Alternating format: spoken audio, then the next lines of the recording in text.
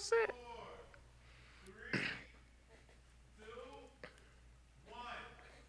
Coming to you live from Geek Lead Studios in DeSoto, Texas, King David Reeves and MentorConnector podcast present another mentor moment. Great day, great mentors. Rise and shine. It's time to grind. Welcome to another very special guest of the MentorConnector podcast here on the Geek Leads Esports Masterclass. We have yet another very impressive and highly impactful guest on our show today. This lady does so much around the town, the city, the state, that I can't even begin to list off her resume. If you're following her, you know what all she's into, and she's helping you or trying to help some of y'all, because a lot of y'all not trying to listen to this online business advice that she is a master strategist at. A lot of y'all not trying to hear that, but now COVID and Corona and all them other Ronas got y'all having to pay attention to this technology and realize she is the online business mentor coach you need. Not to mention she's written a book. We're going to get into that. She also has a class online. She hosts some awesome luncheons. I think they're the morsels and mentorship. And we're going to talk about that and how you can get involved and follow her. And not to mention, oh, yeah, by the way, this is all her new focus since she, decided Mayor Pro Tem wasn't enough for her. So we're gonna talk about that. But without further ado, ladies and gentlemen, I would love to welcome to the show this huge community influential and impactful sister of mine, the one and only Rachel L. Proctor. Ladies and gentlemen, welcome her to the show. Hey. I'm excited to be here. Excited to have you, Rachel. How are you doing, my sister? I'm great. How are you, David? I cannot complain. I'm just honored and glad that you are spending your time here with us at Geek Lead Studios on this MentorConnector podcast. I'm excited that the audience gets to pick your brain and hear a little bit of your story and how you got to be so impressive. Oh.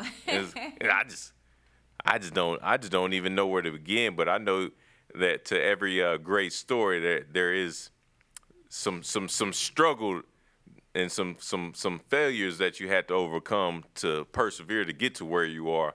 And with the Geek Leads Esports Masterclass, that's kind of the goal, is to use life experiences from all these powerful people that we're bringing on to let the youth especially, but really anyone know who tunes in, that there is a process to success, and success definitely leaves clues. But you have to be willing to persevere and overcome some things in order to get there. So I want people to know your story and what it take to get to become the Rachel L. Proctor you are today. Well, honestly, David, you are entirely too kind. But I'm just excited. I just really call myself just doing what it is that I do, doing what it is that I love to do, which is really helping people no matter what season of life I'm in. As you mentioned, I've done a lot of things. I was elected to office for 6 years. I was Mayor Pro Tem in the city of DeSoto. Oh, wow. Ran for mayor. And so I've done a lot of things. I've tried my hand at a lot of things. And like you said, there some were wins, some were losses, but everything was in the end a lesson, right? Absolutely. Everything was a lesson. And so one of the things that I really, really love to do, and I think I want to say that it's one of the reasons that you had me here today, was definitely entrepreneurship. So absolutely. I come from an entrepreneurial family. So my dad was a pastor and he was a businessman. And I have literally never worked a day in corporate America. And that is because, again, my dad was a businessman. So we were always either working in the family business or working for ourselves, or I think maybe with the exception of a hostess job I had at Owen's restaurant in the 10th grade. I think all I've ever probably done was work, like I said, in the family business. Wow. And I mean, even that is customer service. So even that is customer service, need that right? as an entrepreneur. And so I can remember being like 13 years old, standing in the corner of my dad's office, learning how to make payroll. So entrepreneurship has been an integral part of my life as long as I can remember. So that's why I love it so much. That's why I love helping other entrepreneurs. Absolutely, and you definitely do that well. that's one of the reasons why I wanted you on the show, because for me, you're an entrepreneur mentor for sure. I know you coined the name. Let me not say the wrong name. Was it virtual business mentor? The virtual business mentor. I loved it. I love it when I saw it, and I love it now. And I think that definitely fits you. You're definitely one of my mentors that I make sure I check in to see what's the latest and greatest from Rachel L. Proctor on a very consistent basis. I just don't let you know that all the time. I'm sure plenty of people are out there doing the same, because you have a nice sizable following as well. And it's because you offer so much value to people, and you truly are a servant's heart. Even though you're an entrepreneur, so you're not trying to go broke out here. You're definitely in business, but I think you've mastered the ability to be in business for yourself and reap the rewards of that, while at the same time constantly putting service to others first. And so hats off to you, my sister. Thank you. And I think the thing to keep in mind with that is when we talk about business, it's not business as usual anymore, right? Especially when you move to the online space. Because again, I grew up in entrepreneurship. I grew up seeing business my whole life. And so when I made the switch, I would say, to go from brick and mortar business to working in the online space, that was around 2011, 2012. Oh, wow. So you're pioneering this then. Yeah. So and that's when, people were kind of monetizing blogs, and, around 2000, I would say 2007, 8 is kind of when it all kind of got started. So it been kind of moving in that direction for a while. But when I got on and started really trying to be intentional about moving into the online business space, I tried to take those same principles that I used in brick and mortar and bring it online. And I found out through a lot of trial and error that it actually does not work. And it does to apples a degree, and but oranges. there are a lot of things in the online business space that you just don't know until you don't know, right? So Facts. You got to fail forward. A lot of learning, and in the online business space, one of the things that I have learned the most is that, and this is in any business, right? If you're in business, you are in business to solve problems and to make sales. And if you're not solving problems for people, then you are not in business. You have a hobby at best, right? So you've got to be able to be a problem solver and to add value to people. And people are pitching stuff online all day, but what sets people apart that really, really, really, again, add value to people's lives, and number one, help people to create better lives for themselves through entrepreneurship, are people that, somebody that makes their main focus to add value to people, to teach people, to help people. And you do that so well. I don't know, anybody who is successful, they are somebody who has made it a point and made it a priority to help the people that they want to serve. That's so true, Rachel. And you dropped some jewels, man.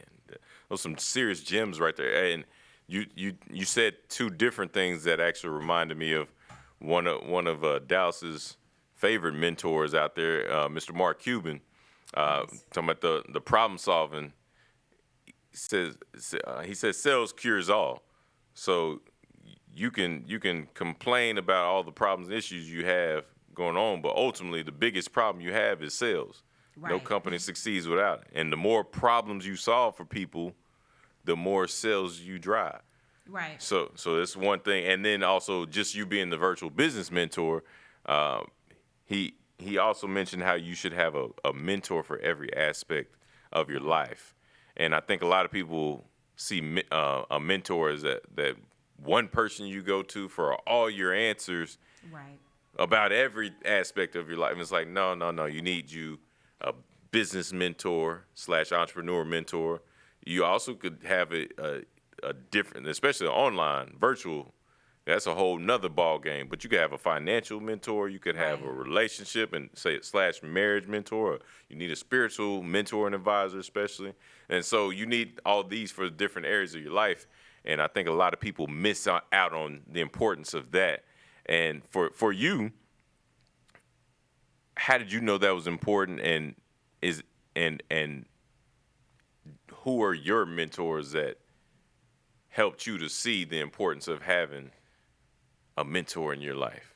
You know what? I love this question. I love when people ask me this particular question, because I think one of the things that's so important to keep in mind is that one of the mistakes that I see people make, especially when they move into the space of wanting a mentor, right? They look at people that are successful and think success equates to success for them. Like that person's success will equate to success for them. Oh, you about to but start you preaching have to do what I call, and this is what I love, and this is one of the things that I teach in one of my core classes, one of my signature programs, is you have to seek to become a tour guide. You need to find your tour guide. So absolutely. You have what are called tour guides and you have travel agents. A travel agent is somebody that sends people places that they themselves have maybe never been before. They're sending them somewhere. So when that person, when they send them somewhere, y'all better be paying attention to this.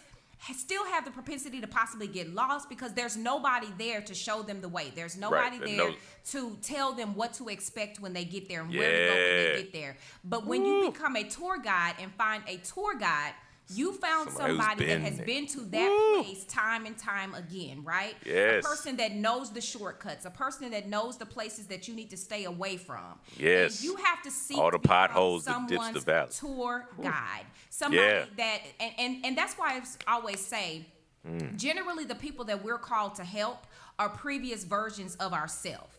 They are us in a previous season of our life. Absolutely. And so who better to help guide those people out of that situation through solving the problems that you know that they're going to face up ahead than somebody that's been there time and time again. A tour guide is right there walking hand in hand, side by side with them as they're going through that journey.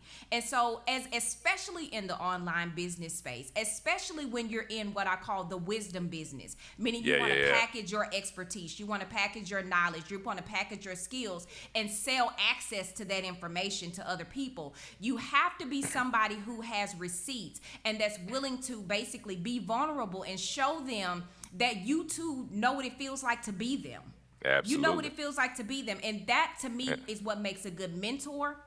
But again, like you said, going back to your original question, it has to be somebody that has walked through that. You can, you can find successful people all day long, but you need somebody that has been successful in the area that you are trying to gain success to navigate. In. Absolutely. Because every place, every journey has its own intricacies, its own pitfalls, its own landmines, and you need somebody that has been there and done that. To guide you through that. And you can do that just through one-on-one mentorship, personal mentorship, or you can do that in business. I personally choose to do that in business. I choose to use my experiences that I used with learning how to build my online business and using that to be able to help other people that are seeking to do the same thing. So you got to find somebody that's been there, that has walked that journey. Not just a successful person, but somebody who has had success in the area that you're trying to gain success in. Man, and I couldn't have said it better. And you dropped so many gems right there that it's not even funny. And you sparked another great person that I look up to as a mentor, one and only Bishop T.D. Jakes. My pastor. Shout out to your pastor, man, and shout out to the great work they're doing with the boy, all the ministries over there, really. But the Boys and Men mentoring program I get to help out with, and Pastor Dobbins, he's gonna be on a little after you. Man, if you don't truly have compassion for people, a lot of times it is because you can't truly relate to what they're going through or what they've been through. And Bishop Jakes did speak on that, and I've heard him a few different sermons speaking on the purpose of your pain and God taking you through certain things so that when you come out on the other side of that pain, now you can use that pain. And that person you would have looked at. Oh, absolutely. And the person you would have looked at with your nose turned up before you had that experience, so you had your own version of that pain. Yeah. Now you empathize with them because you see yourself. Yeah. You see who you used to be, and now you can help them to better themselves or become who you know they can have the potential to become because you've done it. Yeah. So that's just powerful, and oh man. Okay, yeah, we could almost drop the mic on the interview already, right? You up here, you starting out preaching, you getting me all. I was about to shout. I had to remember to keep my composure and everything, because so many people don't realize the importance of everything that you just shared. And I think that's why you've been blessed with a platform like you have, because you are giving wisdom. You are in the business of selflessly imparting that wisdom on your followers, on your network of people around you. And I feel like I do see you in the community as well, on the ground. So it's not just, I mean, of course, COVID changed some things. COVID-19, shout out. But I have seen you in the community physically as well as on social media. So it's not just hey, Rachel's out there doing her thing on social media, but where is she? I see you on both. And I didn't realize that you were Mayor Pro Tem for 6 years.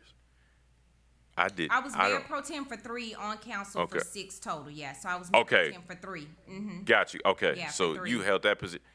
Wow, what was that experience like for you? And what could you share with us that would be of value that you learned being in that position or those positions? I would say one of the biggest things that I learned, or one of the things that I learned about myself, and I think it more so came even not so much as just being Mayor Pro Tem, but it also came when I ran for mayor. Absolutely. And it was about using my voice. And a lot of times people say, I'm trying to find my voice. Well, your voice is there. It's just about you using your voice. What's already inside. Yeah, and so one of the things that, and I really drilled this in again. I try not to waste anything, and so one of the things that I really drilled down to, that I learned just going through that process and just being in politics in general, is you've got to know what you believe, and you've got to know what your message is. Like, what is the thing you want to be known for? Whether that's a cause you want to push, whether that's a something that's just important to you, something that you're passionate about. And so that was one of the biggest things that I think I took away from that, was learning how to access my voice and not being afraid. And sometimes, because there were many times, even just through the campaigning process, or just even when it came down to certain issues, where I was standing by myself on particular issues. And you're going to be great, if you're going to make an impact, somebody remembers, you've got to get comfortable with times when you have to actually know what you feel, and know why you feel it. It's not just enough to be mad about something. No. What does this mean in terms of why it's so important to you? And you've got to know that. And I think when you are in positions like that, where you pretty much, whatever you do is public, however you feel is public. If you win, it's public. If you lose, it's public, right? Yeah. And so you've got to really be in a place to where you get comfortable with sometimes having to stand by yourself. Because I always say this, period. This is life in general. This isn't just politics. It isn't just entrepreneurship. But when you are on the road to destiny, there is no buddy system.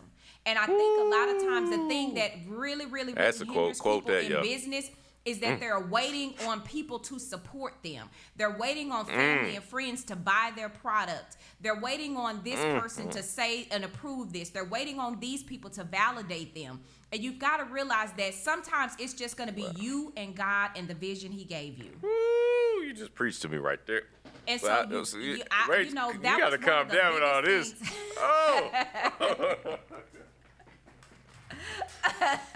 Just one time. I had to do it just one time. I ain't done that yet. I had to, though.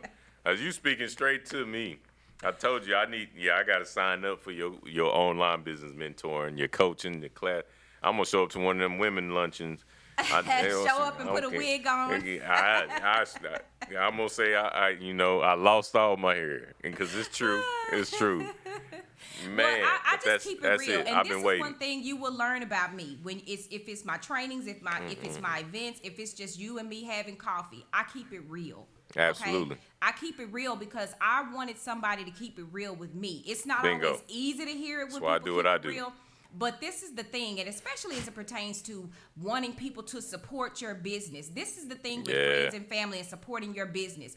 Your business cannot sustain itself. Number one, you can't sustain a business off friends and family. Secondly, you need to find the people that need that have the problem that your business is designed to solve. And if you don't know what problems your business is solving, then you need to go back to the drawing board. Yeah. Why are you in business?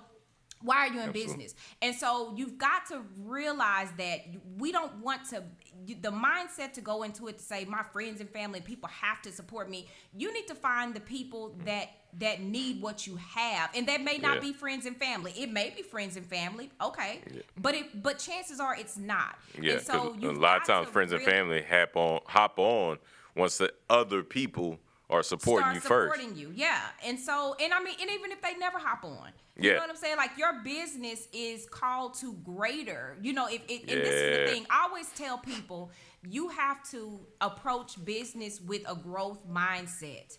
And to me, it speaks to a limited mindset, and it speaks to a scarcity mindset when you feel like these are the only people that would even buy from me as my friends and family, because we feel like it's a built-in support system. Wow. Like, we can't comprehend people outside of the people that we feel should support us.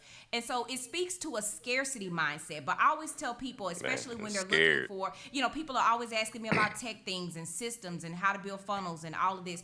I always say, build your systems so big that you have to grow into them. Yeah. That you have to grow into it. And so, all of those types of things. I mean, I could go on about that, but I mean, it speaks to, and I could sit here and listen mindset. all day. And I could listen all day, legitimately, as the kids say, no cap.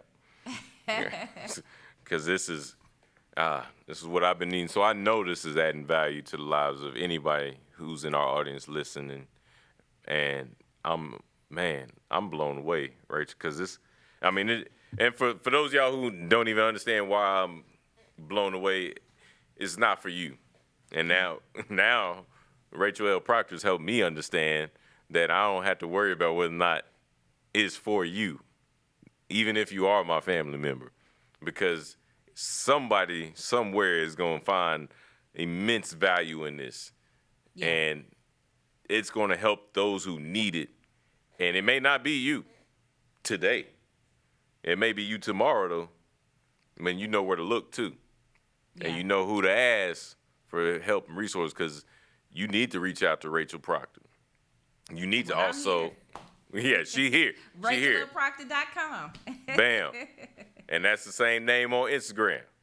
Yeah. So you can follow her, you can find her, reach out, get involved in what all she has going on that will add value to your life just by listening to what she's sharing, like I'm doing now. Like I usually try and have a whole bunch of questions prepared to throw out there as someone to help guide them along, but clearly this is not needed for her because she has the wisdom. She has the information.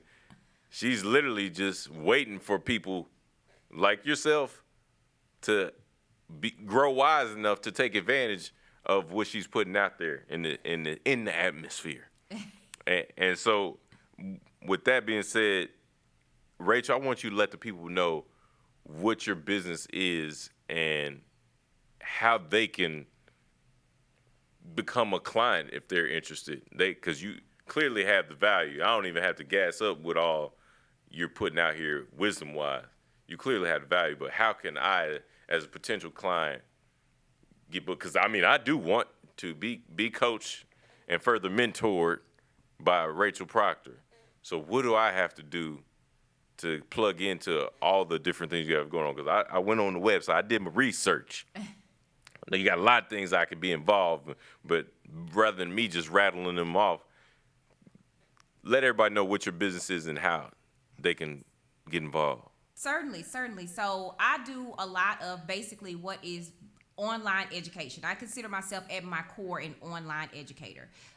Specifically teaching around the topics of how to start an online business. Now, again, I could definitely add value if you are a brick and mortar. As a matter of fact, I'll be doing a class in the month of May a free class, as a matter of fact, on how to pivot and bring your brick and mortar business online. Oh, wow. We know a lot of brick and mortar businesses are suffering right now. A lot of people are looking for ways to actually use what they have to try to, bring those things online, because I don't. And they're being forced. Because you had a brick and mortar business, business on brick and mortar, that your business has to stop. It's just about how will you pivot and how will you adapt and to use what you were doing in brick and mortar to accommodate what people are needing now. What's the urgent need now, right? That's good. And so as entrepreneurs, we have to be flexible. We have to adapt. Absolutely. We have to pivot. Even outside of COVID-19, you have to be flexible and adapt. But one of the things that I love to do is online education. And so specifically around starting your online business, finding your message, finding your signature product, creating that. A lot of what I do involves market research. So teaching my clients how to do market research on their target markets, things like that, how to set up their systems and automation in their business. Automation being like your sales funnels, creating your freebies, lead magnets, stuff like that.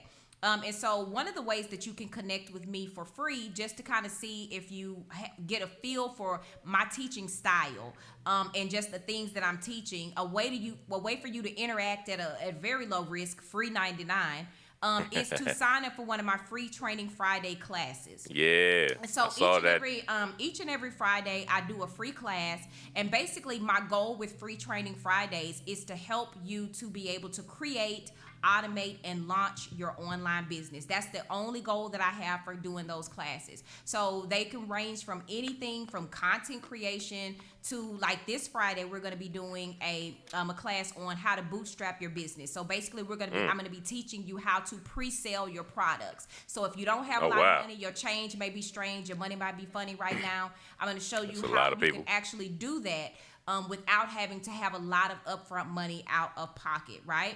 And so lots of different things like that, how to find your marketing message. So you can actually sign up for those classes. Those classes are absolutely free. All you have to do is register. Also, like I said, you can get on my email list. I have lots of free resources. I have what I call the Emerge University blog. Yeah, so I was going to ask, where'd you get the vision for that name? That does something to me here in Emerge University. I feel like that was a dream or something. Yeah. Go ahead, plug.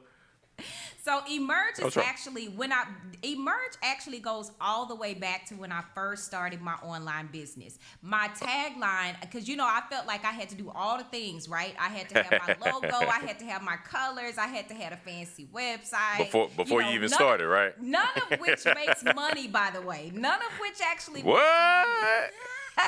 No. Get out of here. So, no way. I had it all. It costs money, though. It costs a whole lot of money. Oh, you're going to break bread. But so none of which makes you any money. But I had this really fancy tagline. So it was called Emerge, Inspire, Serve, which I still believe that. Like those are still kind of like some of my values, right? That's mission. Yeah. But Emerge, if you actually look at it, can you get the camera on that? I don't know. Can you see that? Yeah, so like you can see where the M and I can't see it. I'm so discombobulated. The other side. Anyway, you can go to my blog. You can see the logo, but basically the Emerge logo, which is trademarked, by the way, because I believe in it so much in terms of what we do with Emerge, right? That's smart. The M and the E within Emerge are actually very pronounced, so it shows you the me in the Emerge. So basically, when you're emerging. See what you did there. You're not creating something brand new. When you emerge, what's already there just comes into view. So with Emerge, we are helping what's already in you come into view, because so many people look outside of themselves for what they need to move forward, and so they're always looking outside of themselves, and they feel powerless to make the changes they need to make to better their lives. But when you know that what you need to make those positive changes is already in you, you just need somebody to pull it out of you. Yes, ma'am. Then you are empowered with what you need to make the changes to see that change. Empowered And that's by what me. emerge is. Woo-hoo. And that's what emerge And, is. Like, and what that's you and need, built a whole God university never around gives that. God never gives you any type of a dream, a vision, a goal without equipping you and first putting that in you. That's the same thing with the systems in earth. God, within everything is a seed, right? And so God always gives us a seed within us. And we're just looking outside of ourselves and looking to other people and feeling like we don't have the things we need, and we actually have more to work with than we realize. Guilty. Right here. So I'm that's what definitely Emerge guilty. University is all about. And so if you go to the Emerge University blog, which is actually hosted on rachelproctor.com, you can actually also take free mini courses there. I also have a lot of faith-based things for encouragement there as well. Yeah, I've seen that. University, because it's faith always is a helpful. big component. Faith is a huge component of my brand as well, because I believe that that's the foundation, right? Absolutely. And that's why it's so valuable. And that's why your brand is so impactful as well. And that's why I see so many people emerging out of your universities, because everything you do is really a school of wisdom. I feel like, and so emerge. That did something to me, that me and emerge, and I feel like I saw that before. But hearing you explain that, I'm not usually at a loss for words on my podcast. That's not my issue at all. But I'm soaking this all in. I'm trying not to be too into the moment to where I'm not paying attention to these cameras. But you're doing that to me because you truly are letting the Lord use you to leverage a space that so many of us fear, because it's almost like we equivalent making money or growing wealth and business with evil or the devil. Like, you can't be wealthy unless the devil gives you that. Like, we didn't have a King David and King Solomon. And I actually had the conversation with my dad earlier today, and because he didn't understand why I've been pursuing the entrepreneurial ventures all the time, and I continue to pursue them, when I clearly saw his example growing up. And you said your dad was a huge influence on why you've become the successful entrepreneur you are today. And I can completely relate to that. And I'll just add, my dad's version was he didn't become as successful as he wanted to be. But I and my brother saw the mistakes that were made along that way, from age 10 to like 17, 18, graduating high school. So I was able to see, if you would have just done that, or if you would have had this, or if this person wouldn't have done that, it could have worked out.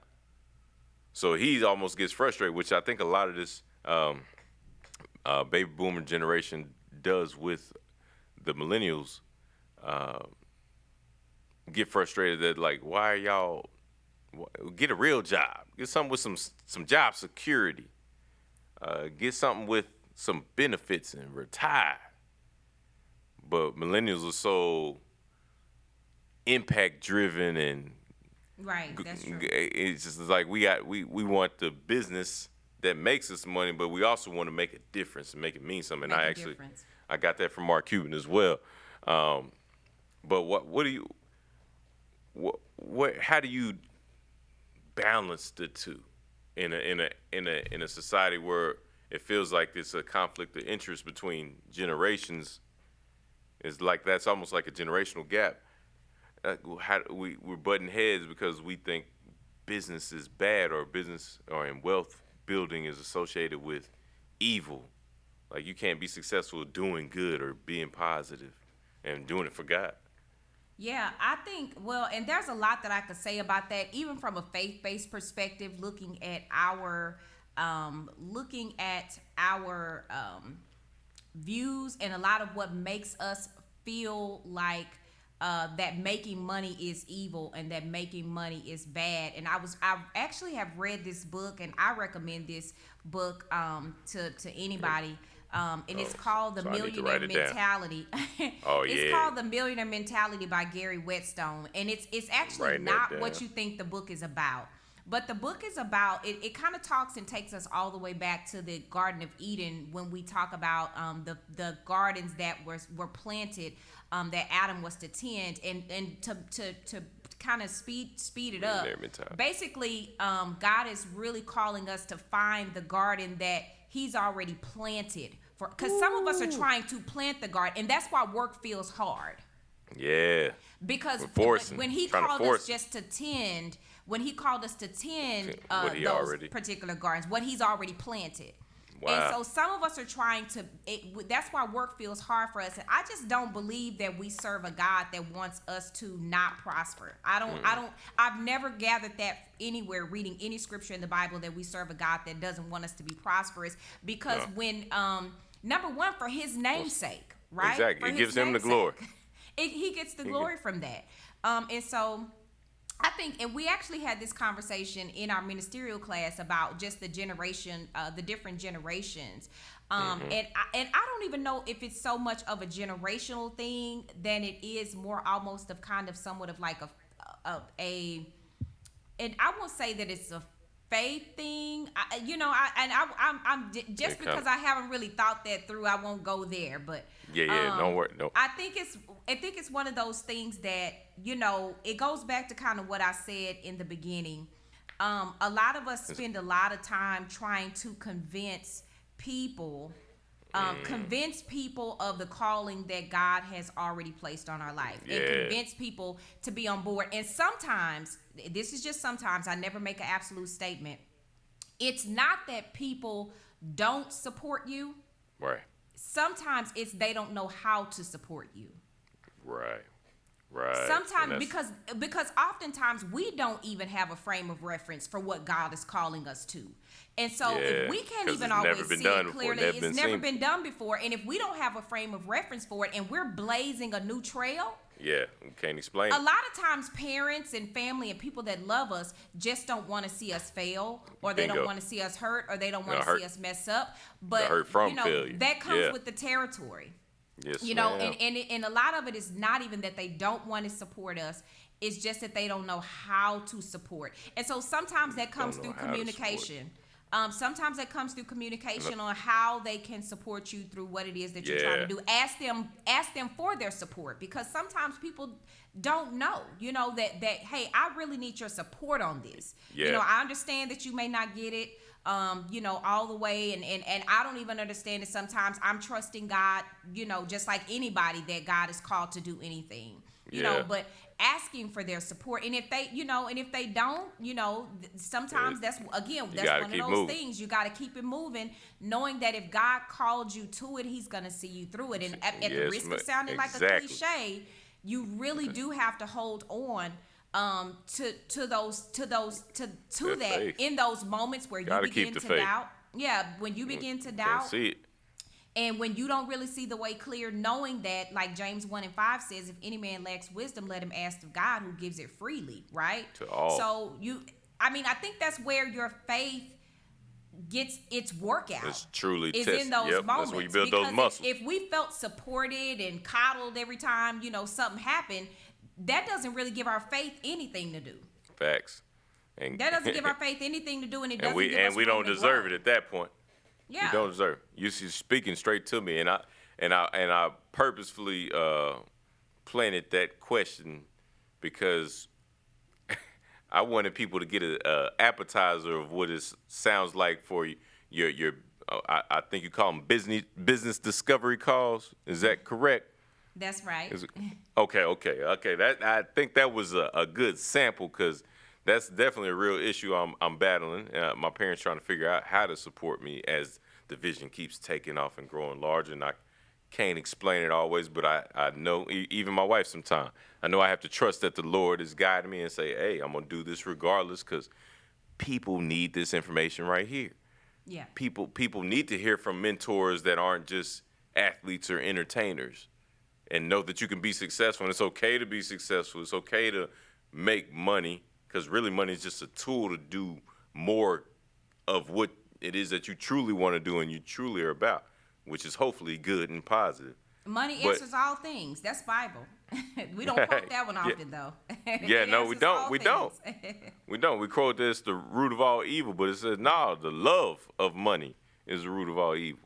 And people misquote that all the time. But what you just did with that business discovery call you just gave me right there, that I feel like that would be a one-on-one session, or what a one-on-one session was like with you, am I correct in that assumption?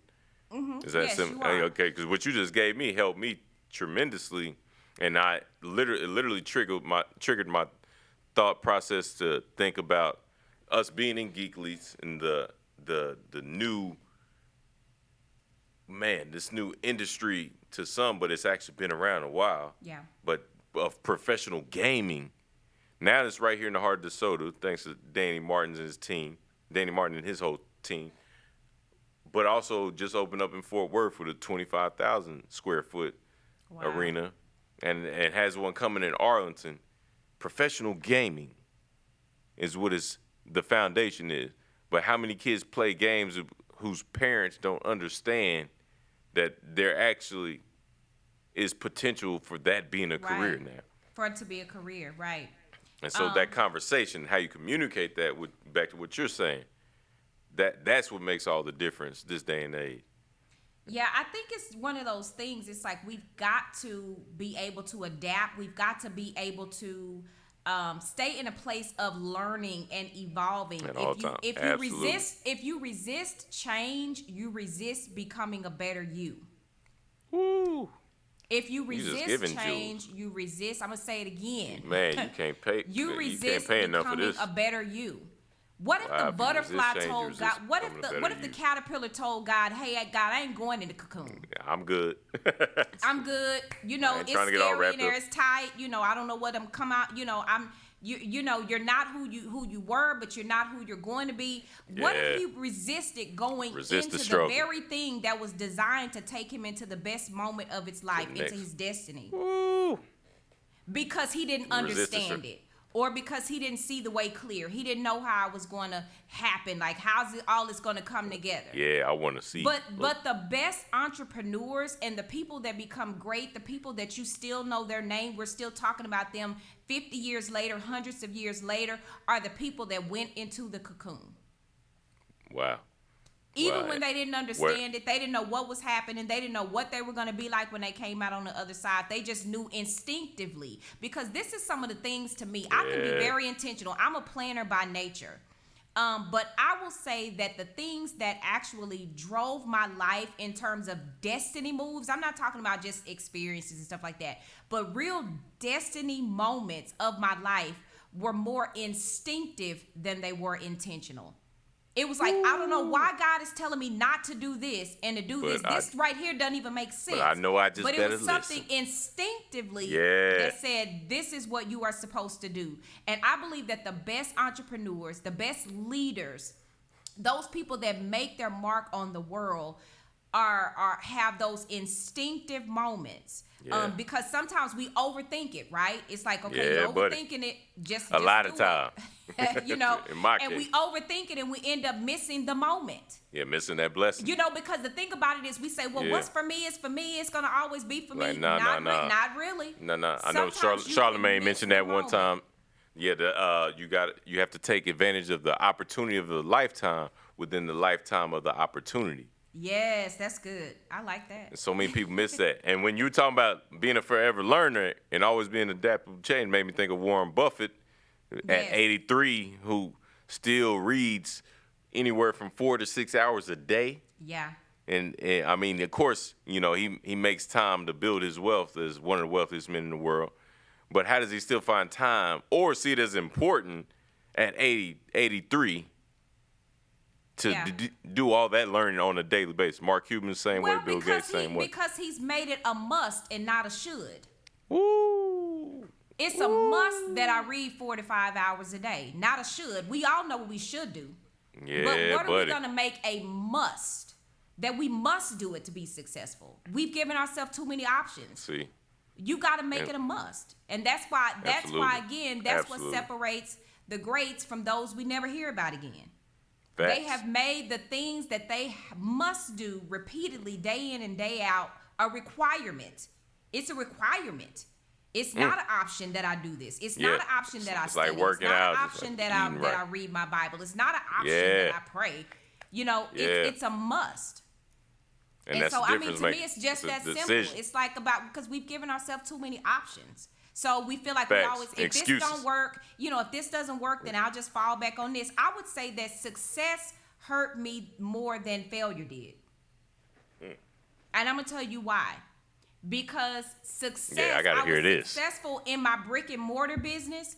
Yeah. So it was years before my online business really ever saw any real traction, because I always felt like, oh, well, I made 7 figures in sales with my brick and mortar. We, as a family, we made a lot of money, right? And so if you feel like, okay, that was a success, sometimes it causes you to plateau. You don't shoot for rest more. On your laurels. Or again, you just dabble in the other thing you're trying to do, because you feel like, okay, well, if this don't work, I always have this over here. Be all right.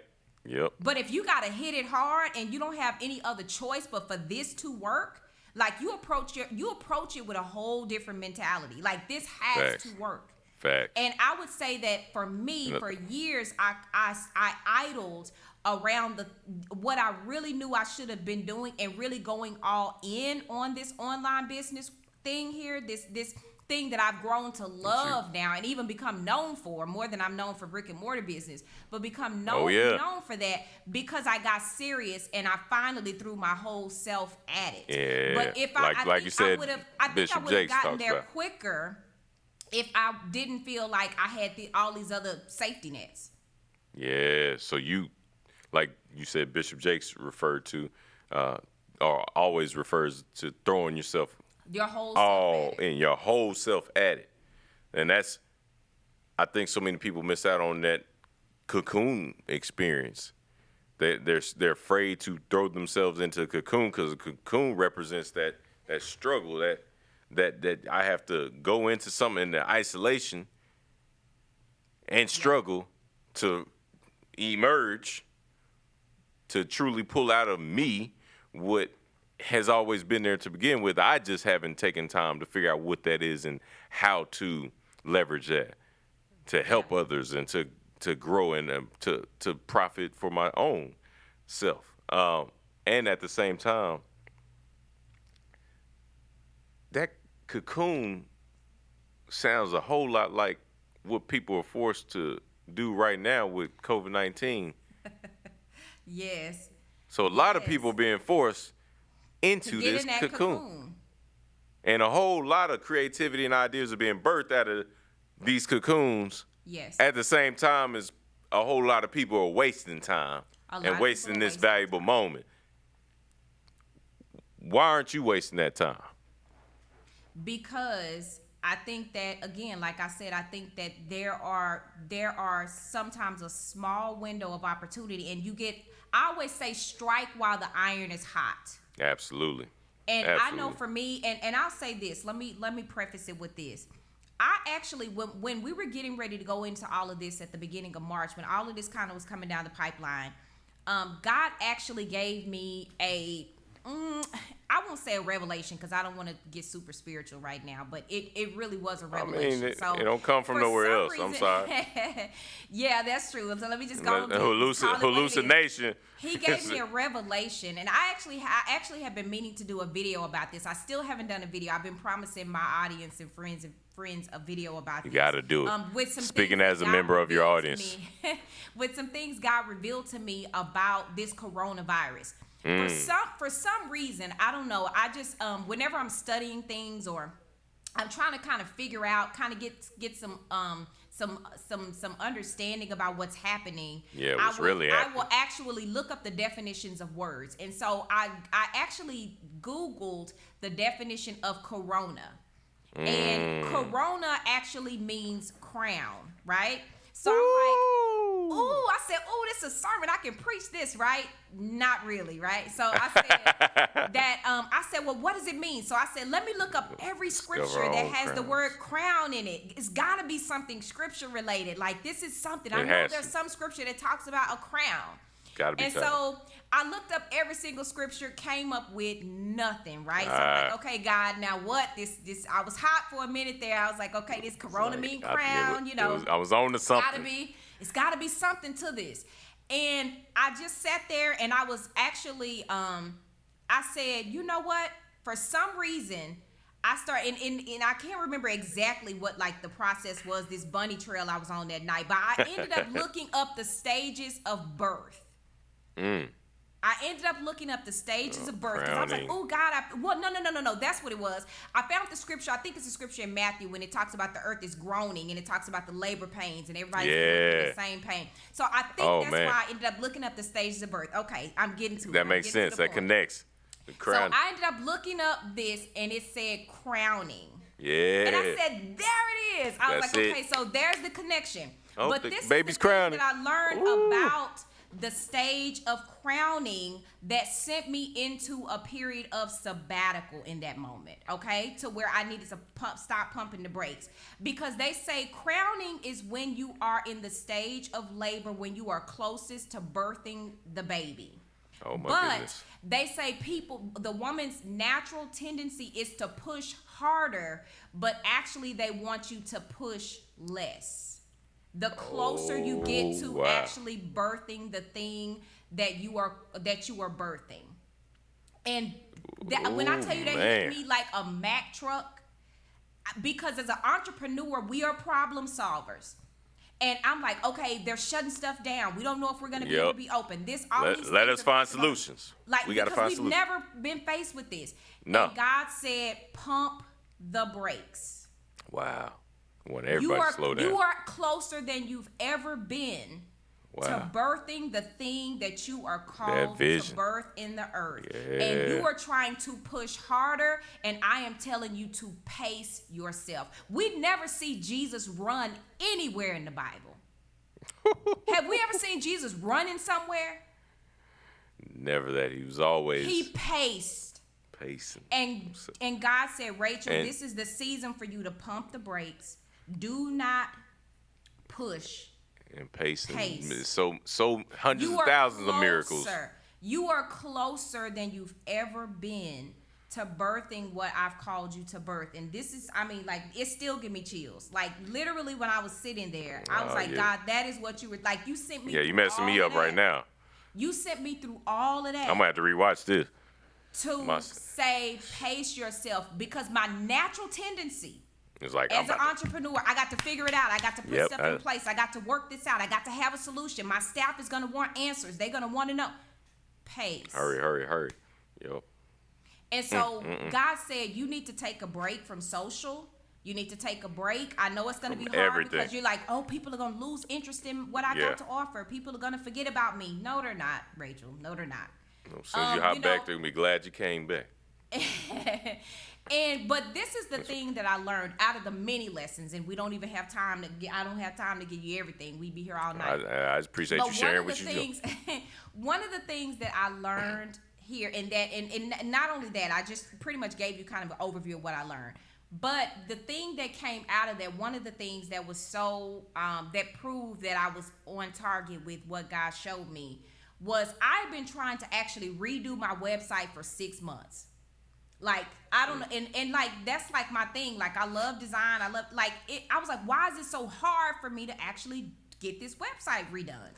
And literally during that time of sabbatical, and not that I was just fully off the planet, I still had a school to run, but in terms of just like my overall presence, I had pulled back completely. I wasn't even answering phone calls. Like, people were calling me, and they were like, are you okay? We just trying to make sure you're good. I'm like, y'all, if I was not here, if I was like, something was really wrong, y'all would know if something was really wrong.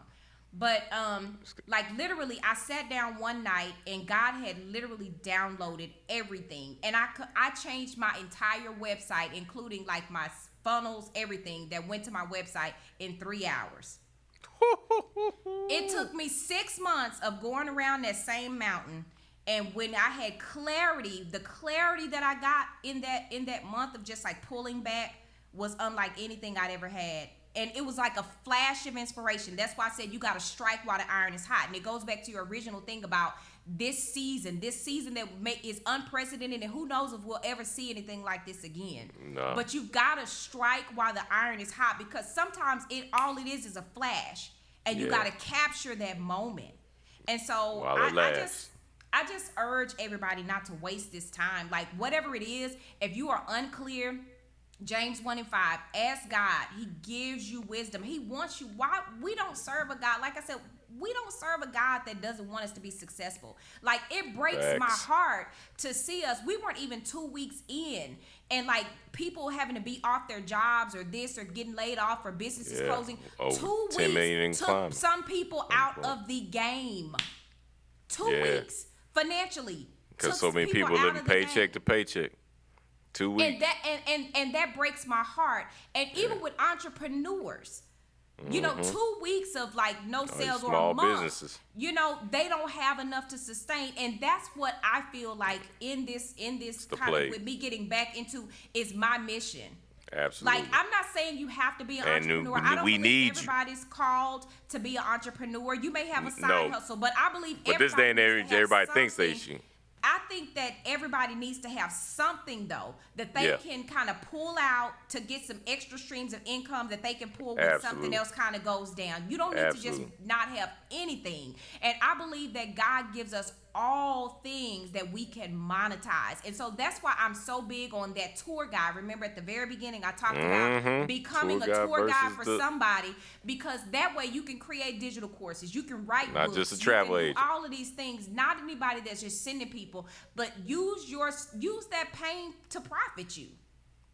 Absolutely. Like, it's nothing wrong with you. I mean, who doesn't need money? What are we talking about? Like, why are we trying to act shy about the fact that we need money to pay bills and to support our families and to make better lives for our families and to leave something for our grandchildren and great grandchildren? And that's what a good person's supposed to leave up inheritance. Absolutely. And just like the love of money, the lack of money is the root of all evil too. The lack of money will have you out here in these streets holding people up. Yeah. And doing all manner of sin. And abusing your family, and then coming home and taking it out on your family because you don't have enough money, because you're worried about how you got to pay the bills instead of focusing on what really matters, which is that love and those relationships in your life and how you can serve others. You worried about money 24/7 because you always scarcity mentality. The book that I mentioned to you, Millionaire Mentality, that was one of the things that I walked away with. He said money only exists for our use, and money controls us, but we should be controlling money. Money only exists for us to use it. It's not the other way around.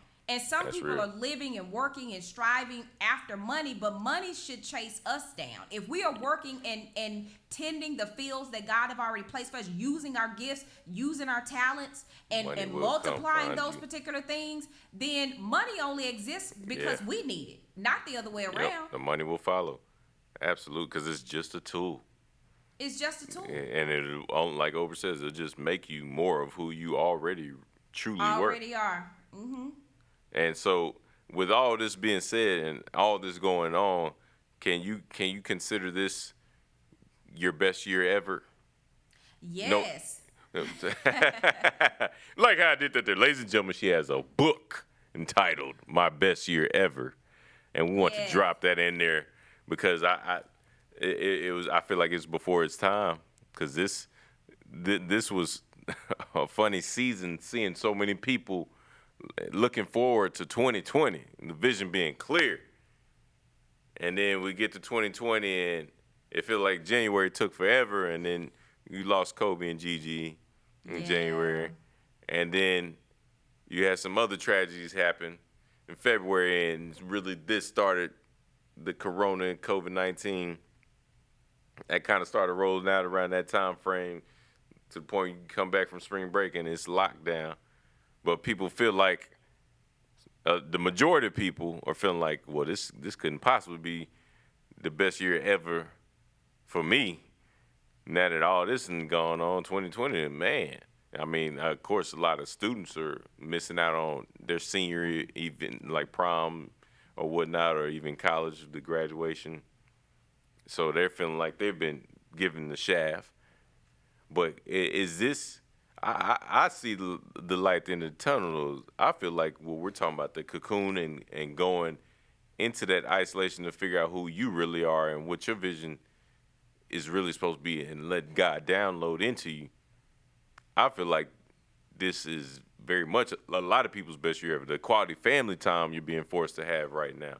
Oh, yeah. And reevaluate what's really most important in your life, and see your children grow, and work on your marriages and all your relationships. Check on family, right? Because we all the stuff in the that same we said boat. we didn't have time to do before.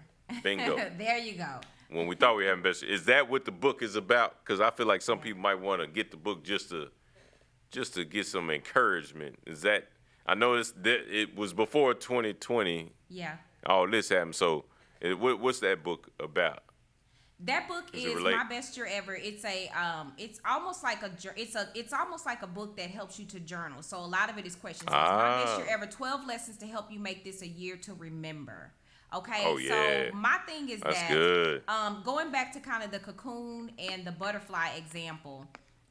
There are a lot of things, and I mean, I think even before 2020, we've all had our fair share of things that we didn't feel were fair, situations that we had to go through that we felt like would kill us, and things that we felt like, we would never bounce back from and recover from. And I always say, and in this book, particularly, like I said, it starts with number one, making your time with God the priority so it First actually and is perfect yes, for ma'am. now.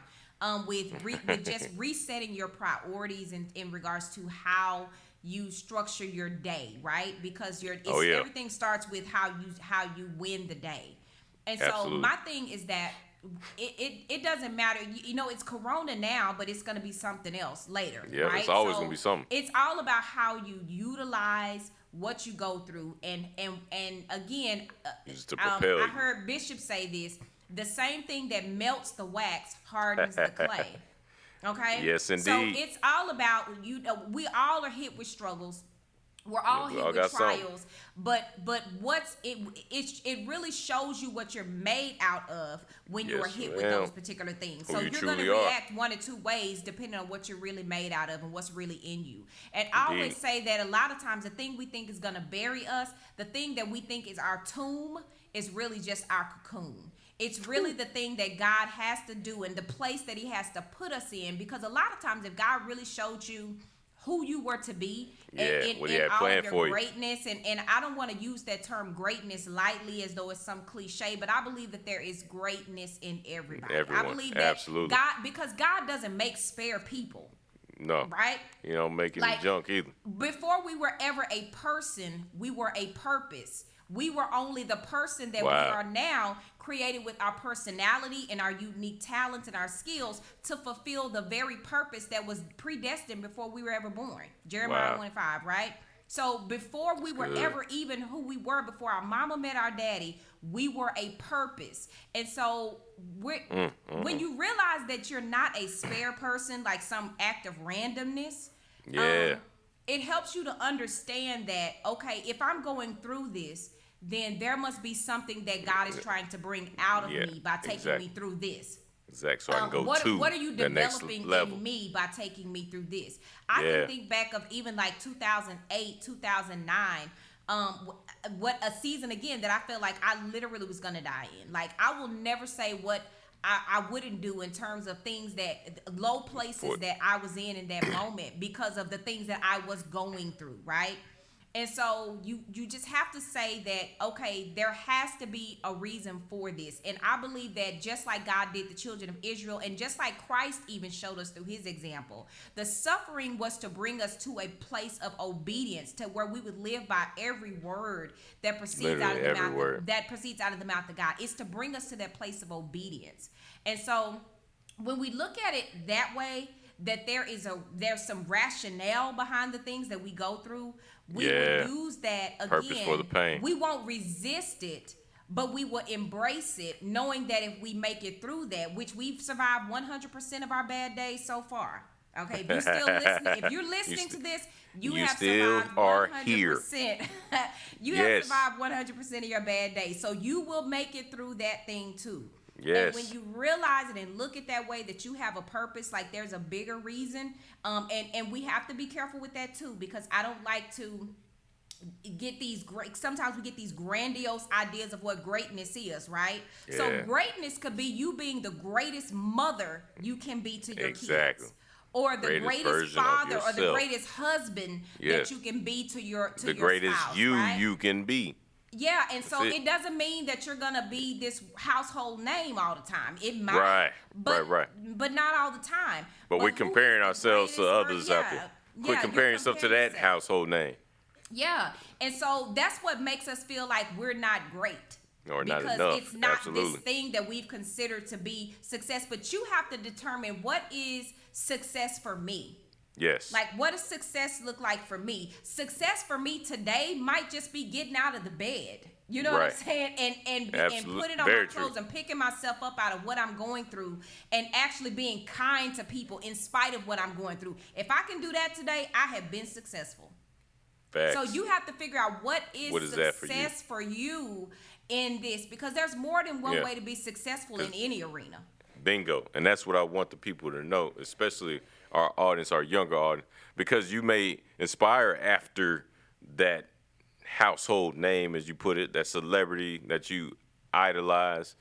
You may inspire after their lifestyle, but you don't even really understand what it takes to be in their shoes or to get to where they are. That's right. So you can say you want that level of success, but are you willing to sacrifice what it takes, whether that's the junk food that you eat too much of, or the praying that you don't do enough of, or the work ethic that you lack, or the sleep that you're going to miss out on, or the family time that you're going to miss out on in order to get to where you say you want. So you truly have to evaluate and reevaluate what you want from life and what success looks like for you, because it's tailor-made, and just like your purpose in life. You have to look at what is it that you really admire, because we can look at pro athletes and say, oh, I want to be like Von Miller, or I want to be like Gabby Douglas. Because the attention they get. What you really admire is their discipline.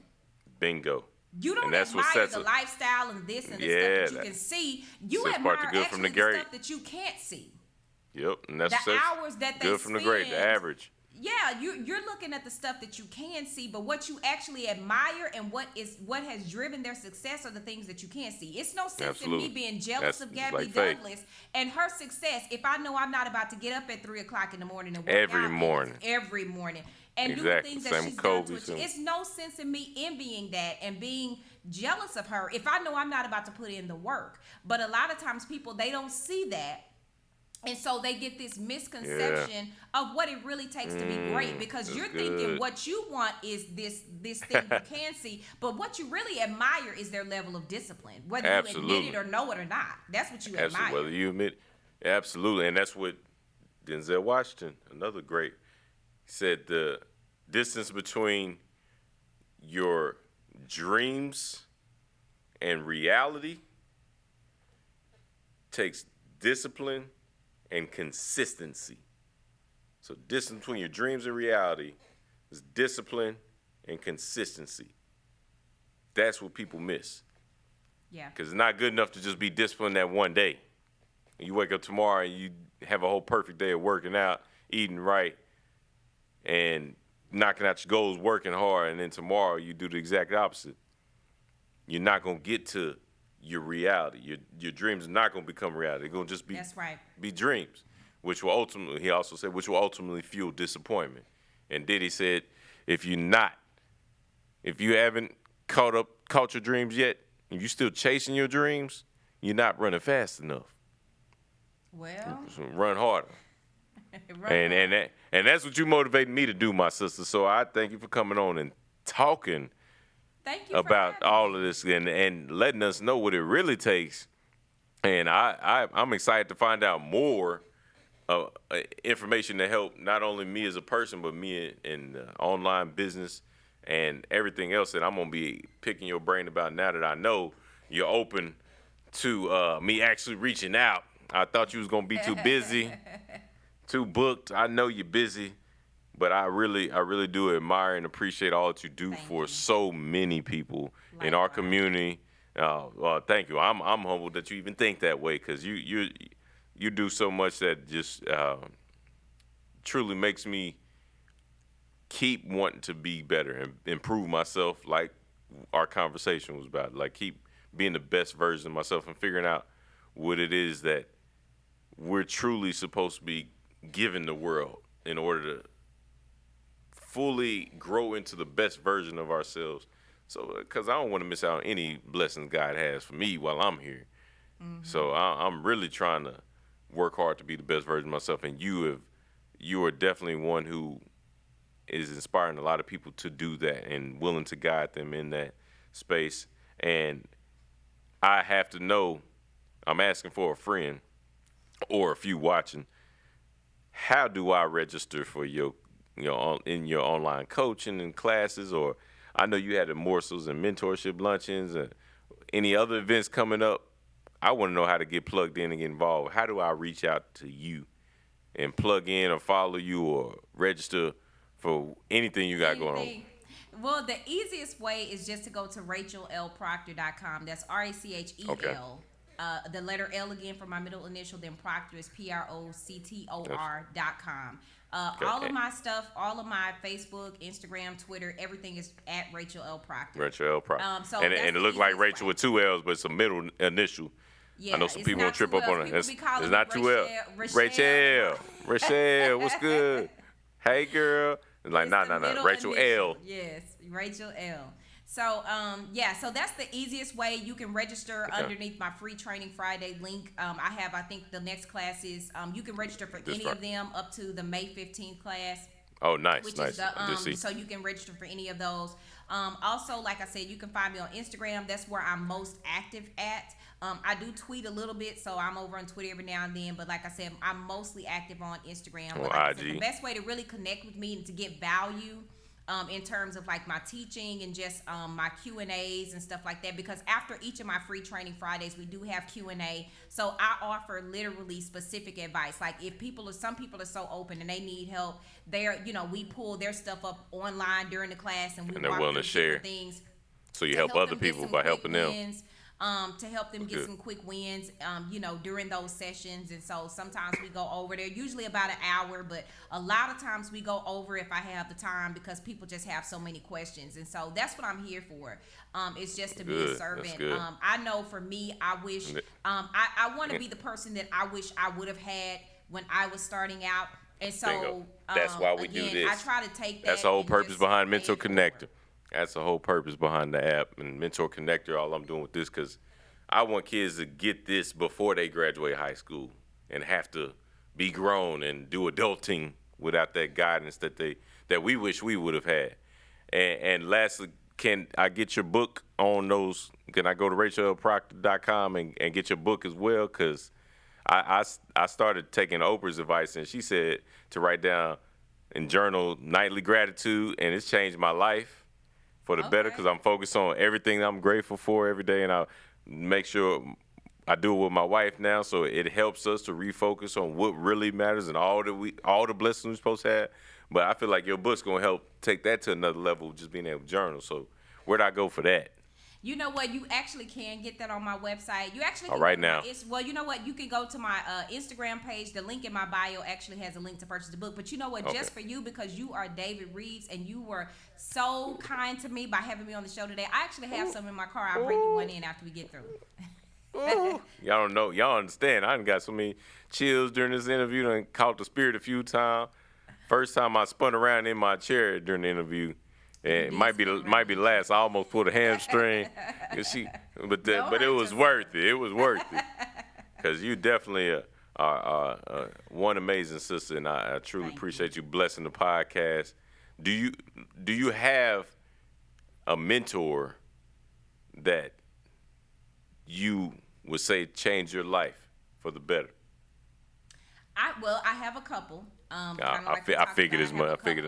But I want to say, since we're on business, since we're talking about entrepreneurship, of course, my dad played an integral part in everything. So he's kind of like the obvious one. But I would say that the person that helped me realize the importance of mentorship in business, and I haven't talked to him in a couple of years, but back when I again was getting ready to start my own business, I founded my first corporation, Ray Squared Incorporated. His name was Gordon Edwards, and I actually sought out help from the Dallas County Community Colleges, which they still have it today. They have there at Bill J. Priest. They have a lot of free. So shout out to them, because again, that's free information for entrepreneurs. You can sign up there to get mentored. And that was probably back in like 2009. I think like that. 2009, 2010. At Bill J. Priest? At Bill J. Priest. So it's a program through Dallas County Community Colleges. I actually found out about the program when I was looking for free business mentorship, like free resources for business owners, people wanting to start businesses. And I got connected with them. And actually, I'm also getting ready to go through a program that's connected with the Dallas County Community Colleges through that same program with Goldman Sachs. And so we were actually supposed to start the classes this month, I believe, but because of COVID-19, they moved them to the fall. But basically, it's a program that is invaluable for entrepreneurs. So I'm gonna actually probably link. So need to stay plugged in with you, is what you're saying. Yeah, I was about to say, please do, yeah. And so Gordon Edwards actually was the first person who ever made me feel like entrepreneurship for me was possible, because it's one thing to maintain what my dad started, right? Right. But to get out there and actually take the leap to dig something out of the ground for yourself, he really helped me see the possibilities. He actually opened my eyes to stuff like stocks and all of those things. Like I didn't see that growing up. Right? He helped you emerge. He helped me to emerge. And so I give him credit a lot. And I haven't talked to him in years. I need to actually check in on him. But he was one of my first people that I would have consideed to be my tell him I said what's up too. Mentor. And so I credit him with a lot for helping me to really he made that switch come on, like, okay, Rachel, you can do this. Like, you can figure this out. Like, you can do it. That's powerful. Well, thank you for sharing that. Was something fun we'd like to add in there so we can reach out to some other powerful mentors and understand also the fact that being a great mentor oftentimes, and I haven't found any exception to the rule yet, comes from having had a great mentor as well. At least a few, really. At least a few. So thank you for being that great mentor, Rachel, and please keep doing what you're doing, my sister, and wish you continued and elevated success in all that you're doing. And thank you for all you're helping out here with being that virtual business mentor that so many of us need, especially during this tough transitional season of COVID-19. And continue to just let me know where I can plug in and help and be of value to you and what you're doing. And thank you again for coming on our MentorConnector podcast today. And this was definitely another Geek Leads Esports masterclass. This is definitely an expert, a master in her craft that we were talking to today. And we look forward to having you back here again, because you're going to have to give some more updates. I know you're just pumping out. That vision is definitely not small, and it's constantly expanding. So we're going to need you to come back and let the people know what else you got going on next time. So look forward to it. Thank you for coming this time. Thank you for your time. And y'all, again, we love y'all. Talk to you later. Thank you for tuning in. It's been Rachel L. Proctor, King David Reeves. Bam.